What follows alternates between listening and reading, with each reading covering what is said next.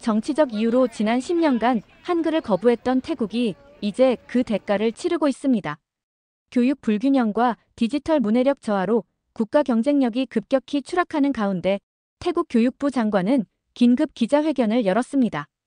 그가 공개적으로 우리는 한국의 한글 시스템을 거부한 것이 역사적 실수였습니다라고 인정하자 태국 국민들은 충격에 빠졌습니다. 그동안 정부가 숨겨온 진실이 드러난 것인데요. 도대체 한글에는 어떤 비밀이 숨겨져 있었고 태국은 무엇을 잃어버린 걸까요? 베를린의 한 교육 전문가가 밝혀낸 충격적인 진실을 지금 공개합니다. 저는 엘사 크레벨이라고 합니다. 베를린에 본사를 둔 글로벌 교육 플랫폼 개발사 루멘테크에서 동남아시아 지역 총괄로 일하고 있죠. 올해로 32, 독일 출신이지만 지난 5년간 아시아 여러 국가를 오가며 일했습니다. 제가 이런 일을 하게 된 이유는 단순합니다. 어릴 적 여동생이 적절한 교육을 받지 못해 겪었던 어려움을 직접 봤으니까요. 그때부터 결심했습니다. 언젠가는 교육 불균형을 해소하는 일에 제 인생을 바치겠다고. 오늘 태국 교육부로부터 연락이 왔어요. 디지털 문해력 향상 프로젝트의 입찰 컨설팅을 맡아달라는 제안이었죠. 이런 제안은 처음이 아닙니다. 하지만 이번엔 뭔가 달랐어요. 그들이 중점적으로 해결하고 싶어하는 문제가 문자 표준화와 디지털 콘텐츠 연동이라니. 정확히 제가 관심 있던 분야였습니다. 태국 교육부 담당자 수파우 씨와의 화상회의에서 첫인상이 좋았어요. 크레벨 씨, 우리는 남부 지역의 소수민족 문맹률이 너무 높습니다. 그들에게 맞는 문자 체계를 도입하고 디지털 교육과 연결하는 방안을 찾고 있어요. 회의실로 돌아와 자료를 정리하는 동안 머릿속이 복잡했습니다. 비슷한 사례를 찾아봐야겠다는 생각이 들었죠. 제 동료 마커스가 커피를 들고 다가왔어요. 또 밤샘 준비하는 거야? 그가 물었습니다. 이번 프로젝트는 특별해. 문자가 없는 사람들에게 문자를 준다는 건 단순한 기술 문제가 아니야. 그들의 삶 전체를 바꾸는 일이지. 밤새 자료를 찾던 중 우연히 발견한 기사 하나가 제 시선을 사로잡았습니다. 찌아찌아족과 한글 보급 중단이라는 제목이었죠. 인도네시아의 소수민족에게 한국의 문자 한글을 보급하는 프로젝트가 있었는데 태국 정부의 개입으로 중단되었다는 내용이었습니다. 이상했죠. 왜 태국이 인도네시아의 일에 개입했을까? 더 자세히 알아봐야겠다고 생각했습니다. 아침 일찍 사무실에 도착했습니다. 찌아찌아족과 한글에 관한 자료를 더 찾고 싶었거든요. 커피 한 잔을 마시며 컴퓨터 앞에 앉았죠. 검색창에 찌아찌아족 한글이라고 입력하자 놀라운 결과들이 나타났습니다. 한국의 언어학자들이 문자가 없던 인도네시아 부톤섬의 소수민족에게 한글을 가르쳤던 프로젝트였어요. 처음에는 성공적이었다고 하네요. 이메일함을 확인하니 태국 교육부에서 보낸 추가 자료가 있었습니다. 그 속에는 태국 남부 소수민족 현황과 함께 과거 문자 보급 실패 사례가 담겨 있었어요. 그중 찌아찌아족 사례도 포함되어 있었죠. 태국 측 문서에서는 한국의 문화적 침투 시도라고 표현되어 있었습니다. 이상하다고 생각했어요. 단순히 문자를 가르친 것이 왜 문화적 침투가 될까? 마커스에게 이 의문을 털어놓았죠. 언어는 단순한 도구가 아니야. 권력이기도 해. 아마 그 안에 정치적인 이야기가 있을 거야. 점심을 건너뛰고 더 깊이 파고들었습니다. 한글은 단순히 글자가 아니었어요. 과학적으로 설계된 문자 체계였죠. 세종대왕이라는 조선의 왕이 만든 문자라고 합니다. 가장 놀라운 건 그 목적이었어요. 누구나 쉽게 배워 쓸 수 있게 하라는 철학이 담겨 있었습니다. 그리고 결정적인 문서를 발견했어요. 태국 정부가 찌아찌아족 한글 프로젝트에 개입한 이유는 당시 자국 내 소수민족에게도 비슷한 움직임이 감지되었기 때문이었습니다. 태국 남부의 일부 소수민족들이 한글에 관심을 보이자 태국 정부는 이를 국가 통합성에 대한 위협으로 간주했던 거죠. 그 뒤에는 중국의 그림자가 있었어요. 태국은 결국 중국의 문자 체계와 기술 플랫폼을 채택했습니다. 문서에는 적혀있지 않았지만 정치적 압박과 경제적 이해관계가 작용했을 거라고 쉽게 짐작할 수 있었죠. 저녁이 되어서야 깨달았습니다. 이건 단순한 문화 갈등이 아니었어요. 정책 실패와 기회 상실의 순간이었습니다. 태국은 한글이라는 효율적인 도구를 정치적 이유로 거부했고 그 결과는 어땠을까? 이 의문을 품고 부톤섬으로 직접 가기로 결정했습니다. 현장을 보고 실제로 무슨 일이 있었는지 확인하고 싶었거든요. 부톤섬에 도착한 첫날, 습한 공기가 저를 반겼습니다. 찌아찌아족이 사는 마을로 향하는 길은 생각보다 험했어요. 현지 가이드 라흐마트가 저를 데려다 주겠다고 했죠. 크레벨 씨, 이곳에 외국인이 찾아오는 일은 드뭅니다. 특히 한글 이야기를 하러 오는 사람은 더욱 그렇고요. 마을에 도착하자 아이들이 호기심 어린 눈으로 저를 바라봤습니다. 라흐마트가 마을 어른들을 소개해 주었고 곧 학교 교사였던 파리드를 만날 수 있었어요. 파리드는 초등학교 교사로 한글 교육이 시작되었을 때 직접 참여했던 사람이었습니다. 우리 아이들이 처음으로 자신의 언어를 글로 표현할 수 있게 되었을 때의 기쁨을 아직도 잊을 수 없어요. 파리드의 눈에 반짝임이 돌았습니다. 한글은 놀랍도록 배우기 쉬웠어요. 일주일 만에 기본을 익히고 한 달이면 아이들이 자신의 이야기를 쓰기 시작했죠. 파리드가 낡은 나무 상자를 꺼냈습니다. 그 안에는 아이들이 한글로 쓴 공책들이 가득했어요. 이건 우리의 보물입니다. 프로젝트가 중단된 후에도 몰래 보관해왔어요. 공책을 펼쳐보니 찌아찌아어를 한글로 표기한 글씨들이 있었습니다. 어떤 의미인지 알 수 없었지만 그 글씨 하나하나에 아이들의 마음이 담겨 있다는 것을 느낄 수 있었어요. 왜 중단되었나요? 제가 물었습니다. 파리드의 표정이 어두워졌어요. 갑자기였습니다. 하루는 인도네시아 교육부에서 공문이 왔어요. 외국 문자 사용을 중단하라는 내용이었죠. 나중에 알고 보니 태국 정부의 압박이 있었다고 합니다. 중국이 제공하는 새로운 디지털 교육 플랫폼을 채택하는 조건으로요. 파리드가 계속해서 이야기했습니다. 중국 시스템으로 바꾼 후에는 모든 것이 복잡해졌어요. 아이들은 배우기 어려워했고 기술적 문제도 많았죠. 무엇보다 우리 언어를 정확히 표현할 수 없었습니다. 저녁 마을 사람들과 함께 식사를 하며 더 많은 이야기를 들었어요. 한 노인은 한글은 우리 말소리를 정확히 표현할 수 있었다며 아쉬움을 표했습니다. 그리고 충격적인 말도 들었죠. 태국에서 온 연구자들도 처음에는 한글에 큰 관심을 보였어요. 그러다 갑자기 태도가 바뀌었죠. 호텔로 돌아오는 길, 라흐마트가 말했습니다. 크레벨 씨, 이건 단순한 문자 이야기가 아닙니다. 정치와 힘의 싸움이었죠. 우리 같은 작은 부족은 그저 그 사이에 끼어 있었을 뿐이에요. 그날 밤 노트북을 켜고 태국 언론에 실린 과거 기사들을 찾아보기 시작했습니다. 한국의 한글 보급이 어떻게 문화적 침투로 프레임되었는지 더 자세히 알고 싶었거든요. 새벽까지 자료를 뒤지다 마침내 결정적인 기사를 발견했습니다. 태국의 유력 일간지에 실린 사설이었죠. 한국은 우월주의적 태도로 동남아 국가들의 문화를 침투하려 한다라는 제목이 달려 있었어요. 기사 내용은 사실관계가 왜곡되어 있었습니다. 한글 보급이 마치 정치적 음모처럼 묘사되어 있었거든요. 기사 하단에 작은 글씨로 협찬이라는 표시가 있었습니다. 추적해보니 중국계 통신기업과 연결된 재단이었어요. 이것이 단순한 우연이라고 보기는 어려웠죠. 증거가 점점 모이고 있었습니다.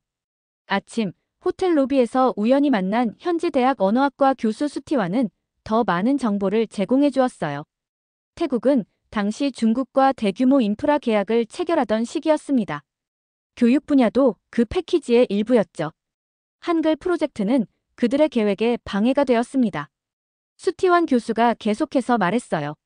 가장 불행한 것은 한국이 이후 태국과의 교육 협력에서 점차 손을 떼기 시작했다는 겁니다. 지식과 기술 교류의 축이 끊겼죠. 베를린 본사로 돌아오는 비행기 안에서 지금까지 수집한 모든 정보를 정리했습니다. 한글은 단순한 문자가 아니었어요. 과학적으로 설계되었고 디지털 시대에 놀랍도록 적합한 문자체계였습니다. 그리고 태국은 정치적 이유로 이러한 도구를 거부했죠. 회사에 돌아와 중간 보고서를 작성했습니다. 한글의 과학성과 디지털 연동성은 전례 없는 수준입니다. 찌아찌아족 사례에서 보듯이 문자가 없는 언어에 적용하기 용이하며 학습 효율성이 탁월합니다. 보고서를 제출한 날 루멘테크의 최고 기술 책임자 한스가 저를 불렀어요. 엘사, 당신의 보고서가 경영진 사이에서 화제입니다. 한글에 대한 분석이 매우 인상적이었어요. 그런데 왜 이렇게 열정적으로 이 문제에 접근하는 건가요? 단순합니다, 한스. 저는 증거를 따를 뿐이에요. 한글은 객관적으로 뛰어난 도구입니다. 태국이 정치적 이유로 이를 무시했다면 그들은 큰 기회를 놓친 겁니다. 한스가 고개를 끄덕였습니다. 그렇다면 한국의 한글 기반 교육 기술을 더 자세히 조사해 보는 게 어떨까요? 음성 인식, AI 텍스트 분석, 문해력 향상 프로젝트 결과 등을 말이죠. 그날 밤 한국의 한글 기반 디지털 교육 시스템에 대해 조사하기 시작했습니다. 놀라운 결과들이 눈앞에 펼쳐졌어요. 한글은 디지털 환경에서 놀라운 효율성을 보여주고 있었습니다. 음성 인식 정확도, 텍스트 처리 속도, 학습 곡선 등 모든 측면에서 다른 문자 체계보다 우수했죠. 반면 태국이 채택한 중국 기반 시스템은 여러 문제를 겪고 있었습니다. 해킹 사고, 데이터 누락, 번역 오류, 학습 효율 저하. 보고서는 계속해서 늘어났어요. 이제 저는 확신했습니다. 태국은 정치적 이유로 최선의 선택을 포기했고 그 대가를 치르고 있었어요. 다음 날 아침, 태국 교육부로부터 긴급 화상회의 요청이 왔습니다. 수파욱과 그의 동료들이 화면에 나타났어요. 그들의 표정이 심각해 보였죠. 크레벨 씨, 당신의 중간 보고서를 검토했습니다. 한글에 대한 분석이 매우 흥미롭네요. 수파웃의 목소리에서 긴장감이 느껴졌습니다. 하지만 우리는 이미 전국 단위의 교육 플랫폼 쉔웨이를 도입하기로 결정했어요. 중국과의 계약이 체결되었죠. 저는 침착하게 대응했습니다. 결정권은 물론 태국 정부에 있어요. 제 역할은 객관적인 데이터를 제공하는 것 뿐이니까요. 다만 한 가지 질문 드릴게요. 쉔웨이 시스템이 태국 남부 소수민족의 언어적 특성을 제대로 반영할 수 있나요? 회의실에 침묵이 흘렀어요. 태국 측 기술 담당자가 잠시 후 말을 이었습니다. 현재로서는 완벽하지 않습니다. 하지만 개선 중이에요. 회의가 끝난 후 마커스가 커피를 들고 제 사무실에 찾아왔습니다. 어떻게 됐어? 정치가 기술을 이긴 것 같아. 한숨을 쉬며 대답했죠. 태국은 이미 결정을 내렸어. 객관적 증거보다 정치적 이해관계가 우선이었던 거지. 마커스가 묻습니다. 그럼 이제 어쩌려고? 포기할 거야? 아니, 저는 결연하게 답했어요. 더 깊이 파고들 거야. 세계는 한글이 얼마나 효율적인 도구인지 알아야 해. 태국이 놓친 기회가 어떤 것인지도. 그날 저녁 한국의 교육기술 기업들을 조사하기 시작했습니다. 한글 기반 AI 학습 시스템, 문해력 향상 프로그램, 다국어 지원 플랫폼. 한국은 이미 글로벌 교육기술 시장에서 조용히 혁신을 이루고 있었어요. 특히 한울림이라는 기업이 눈에 띄었습니다. 그들의 한글 기반 다국어 학습 시스템은 아프리카와 남미의 소외된 지역에서 놀라운 성과를 거두고 있었죠. 문해율이 1년 만에 평균 30% 이상 향상되었다는 보고서도 있었습니다. 밤새 자료를 읽던 중 갑자기 깨달음이 왔어요. 이건 단순히 태국과 한국의 이야기가 아니었습니다. 글로벌 교육 형평성에 관한 문제였죠. 가장 효율적인 도구가 정치적 이유로 무시될 때 결국 피해를 보는 건 학습자들이니까요. 다음 날 본사에서 열린 회의에서 저는 새로운 제안을 했습니다. 한국의 한글 기반 기술을 우리 플랫폼에 통합하는 방안을 검토해보면 어떨까요? 태국 프로젝트와는 별개로 글로벌 시장을 위한 선제적 움직임이 될 수 있을 것 같습니다. CEO 하일리이가 관심을 보였어요. 흥미로운 제안이네요, 엘사. 한국 기업들과 접촉해볼까요? 그렇게 저는 서울행 비행기에 올랐습니다. 한울림 본사를 방문하여 협력 가능성을 타진하기 위해서였죠. 비행기 창밖으로 구름을 바라보며 생각했습니다. 때로는 거절당한 길이 더 큰 기회로 이어질 수도 있겠구나. 태국이 버린 기회를 이제 우리가 잡을 차례인지도 모릅니다. 서울에 도착한 첫날, 한울림 본사에서 최고 기술 책임자 이지원을 만났습니다. 그는 저의 방문 목적을 듣자마자 흥미로운 반응을 보였어요. 크레벨 씨, 찌아찌아족 프로젝트에 대해 아시는군요. 우리에게는 아직도 아픈 기억입니다. 이지원이 말했죠. 정치적 이유로 중단된 그 프로젝트는 우리에게 중요한 교훈을 주었어요. 그 이후로 우리는 문화와 정치의 복잡한 관계를 항상 고려하게 되었습니다. 이지원은 회의실 스크린에 한울림의 최신 프로젝트들을 보여주었어요. 아프리카에서 진행 중인 문해력 향상 프로그램, 남미 원주민 언어 보존 프로젝트, 그리고 동남아 소수민족 교육 플랫폼까지 모두 한글의 과학적 체계를 기반으로 한 솔루션이었습니다.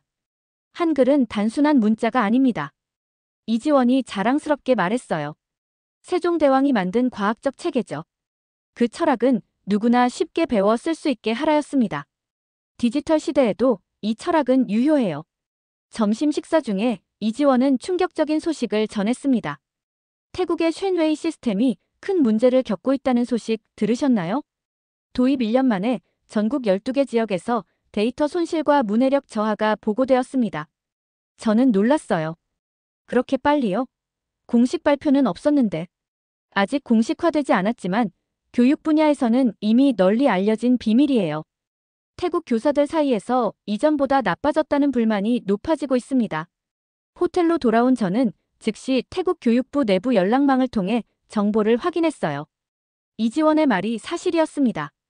쉔웨이 시스템은 심각한 문제를 겪고 있었고 특히 소수민족 지역에서 효과가 미미했습니다. 태국 교육부에 간략한 보고서를 보냈어요. 한국은 이미 증명된 해답이었습니다. 태국이 정치적 이유로 버린 기회였죠. 다음 날 한울림과 루멘테크 사이에 양해각서가 체결되었습니다. 우리는 한글의 과학적 원리를 기반으로 한 새로운 글로벌 교육 플랫폼을 공동 개발하기로 했어요. 이것은 단순한 비즈니스 결정이 아니었습니다. 교육의 미래를 바꿀 수 있는 중요한 전환점이었죠. 서울에서의 마지막 날, 이지원이 한글 박물관으로 저를 데려갔어요.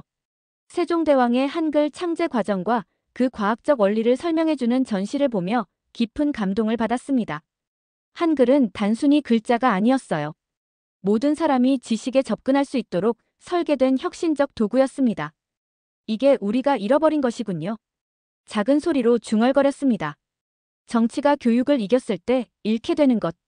베를린으로 돌아오는 비행기 안에서 세계 교육의 미래에 대한 새로운 비전이 제 머릿속에 그려졌습니다. 이제 태국이 놓친 기회를 세계가 알게 될 차례였어요. 베를린에 돌아온 지 한 달 후 놀라운 소식이 전해졌습니다. 독일, 핀란드, 네덜란드 등 교육 선진국들이 한국의 한글 기반 AI, 문해 시스템에 관심을 보이기 시작했다는 소식이었어요. 저희 루멘테크와 한울림의 파트너십 소식이 교육계의 파문을 일으킨 겁니다. 하일리 CEO가 저를 불렀어요. 엘사, 당신의 직감이 옳았어. 유럽 교육부 관계자들이 우리의 새 플랫폼에 큰 관심을 보이고 있어. 특히 한글의 과학적 원리에 매료된 것 같아.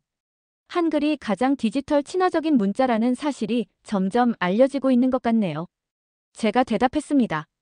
사실 이건 놀라운 일이 아니에요. 증거는 항상 그곳에 있었으니까요. 회의실 테이블에는 여러 나라의 교육 전문가들이 보낸 질문지가 산더미처럼 쌓여 있었습니다.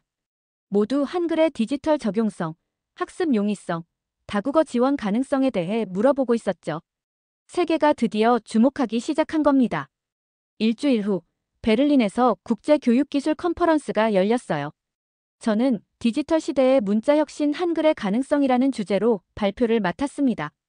강연장은 교육 전문가, 언어학자, 기술 개발자들로 가득 찼어요. 문자는 단순한 기호가 아닙니다. 제 강연을 이렇게 시작했어요. 그것은 인간의 생각을 담는 그릇이자 지식에 접근하는 문입니다. 한글은 그 중에서도 가장 과학적으로 설계된 문자입니다. 그 원리를 디지털 교육에 적용한다면 우리는 전 세계 문해율 향상에 혁명적 변화를 가져올 수 있습니다. 강연 후 많은 질문이 쏟아졌습니다. 그중 태국 교육부 대표의 질문이 특히 인상적이었어요. 크레벨 씨, 태국이 정치적 이유로 한글을 거부했다고 하셨는데 그것이 우리에게 어떤 손실을 가져왔다고 생각하시나요? 회의장이 조용해졌습니다. 모든 시선이 저에게 쏠렸어요. 잠시 침묵 후 조심스럽게 대답했습니다. 손실을 수치로 환산하긴 어렵습니다. 하지만 쉔웨이 시스템의 현재 성과와 한글 기반 시스템의 잠재력을 비교한다면 태국은 최소 10년의 교육 발전 기회를 놓쳤다고 볼 수 있어요. 컨퍼런스가 끝난 후 유럽 여러 국가의 교육부와 루멘테크 사이에 계약이 체결되기 시작했습니다.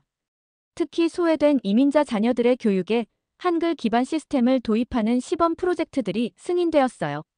마커스가 샴페인을 들고 제 사무실에 찾아왔습니다. 우리가 해냈어. 한글이 이제 유럽에서도 인정받고 있어.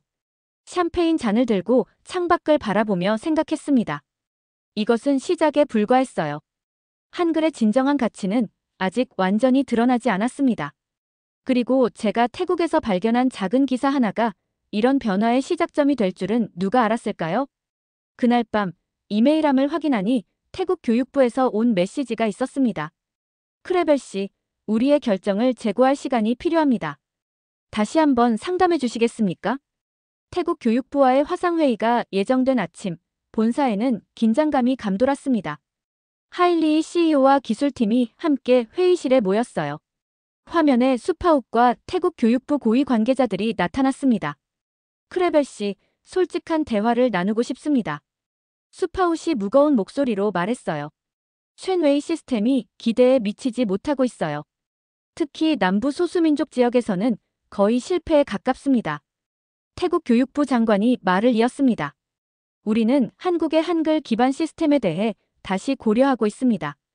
귀사와 한울림의 협력 모델이 인상적입니다. 기술 협력을 요청드릴 수 있을까요? 잠시 침묵이 흘렀어요.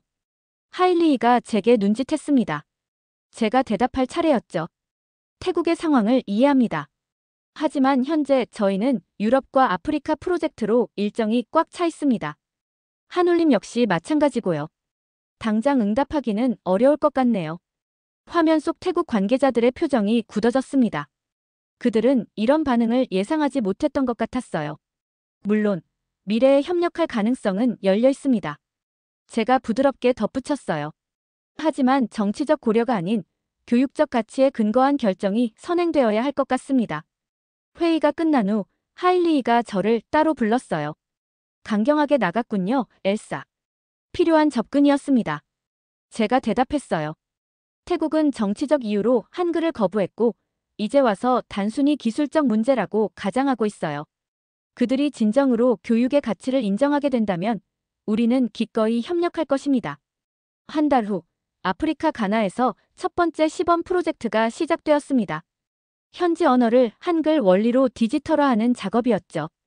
결과는 놀라웠어요. 학생들의 문해율이 2달 만에 눈에 띄게 향상되었습니다. 그 성공은 언론의 주목을 받기 시작했어요. 한글, 디지털 시대의 비밀 무기라는 제목의 기사가 전 세계 미디어에 실렸습니다. 한글의 과학적 원리와 그것이 어떻게 문맹 퇴치의 혁명적 도구가 될 수 있는지에 대한 내용이었어요. 1년 후 루멘테크와 한울림의 협력 모델은 유네스코 교육 혁신상을 수상했습니다. 시상식에서 저는 짧은 연설을 했어요. 한글은 단지 문자가 아니었습니다. 세계에서 가장 정직하고 가장 조용한 혁명이었습니다. 그리고 오늘날 우리는 그 혁명의 힘을 디지털 시대에 다시 한번 목격하고 있습니다. 그 자리에는 태국 대표단도 있었어요.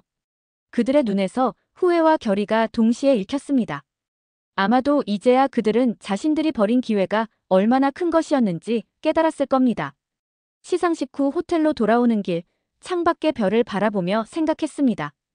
이 모든 것이 인도네시아 부톤섬의 작은 마을에서 시작되었다는 사실이 때로는 가장 작은 이야기가 세상을 바꾸는 시작점이 되기도 하는군요. 제 노트북에 마지막 문장을 적었습니다. 한글은 버려졌지만 결코 멈추지 않았다. 세계는 조용히 증명한 나라를 원했고 태국은 조작된 목소리를 택했다. 하지만 역사는 항상 진실을 향해 흐른다. 문자 하나가 세상을 바꿀 수 있다는 진실을. 그리고 저는 알았습니다. 이것이 단지 태국과 한국의 이야기가 아니라는 것을. 이것은 진리와 정치, 교육과 권력, 그리고 무엇보다 기회에 관한 이야기였습니다. 그리고 저는 그 이야기의 일부가 되어 있었어요. 지금까지의 사연, 어떻게 들으셨나요? 재밌게 들으셨다면 댓글로 남겨주세요. 추첨을 통해 커피 쿠폰을 보내드립니다. 다음에 더 재밌는 사연으로 돌아올게요. 감사합니다.